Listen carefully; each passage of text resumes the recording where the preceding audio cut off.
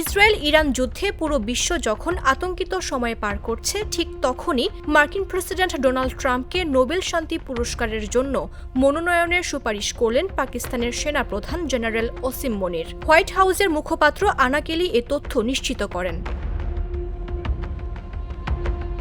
আনা কেলি সাংবাদিকদের জানান, গেল মাসে ভারত ও পাকিস্তানের মধ্যে সম্ভাব্য পারমাণবিক যুদ্ধ প্রতিহত করার ক্ষেত্রে ট্রাম্পের কূটনৈতিক ভূমিকার প্রশংসা করেন মনির, আর তাই তাকে নোবেল শান্তি পুরস্কারের জন্য মনোনয়ন চান তিনি।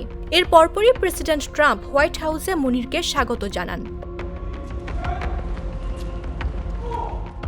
আনা কেলি আরও বলেন, জেনারেল মুনির মনে করেন ভারত পাকিস্তান পারমাণবিক উত্তেজনা প্রশমনে প্রেসিডেন্ট ট্রাম্পের ভূমিকা বিশ্ব শান্তির জন্য গুরুত্বপূর্ণ ছিল।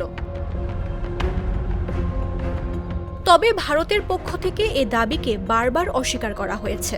দেশটির পররাষ্ট্র মন্ত্রণালয় জানায়, গেল ২২ এপ্রিল পাহেলগামের সন্ত্রাসী হামলার পর উদ্ভূত সামরিক উত্তেজনা হ্রাসে যুক্তরাষ্ট্র বা অন্য কোনো তৃতীয় পক্ষের কোনো ভূমিকা ছিল না।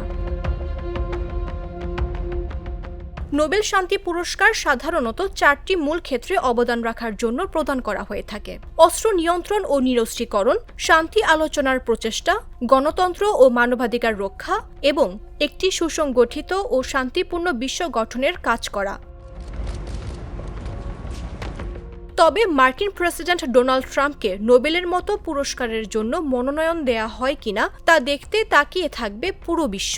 নিউজ ডেস্ক, জাগো নিউজ।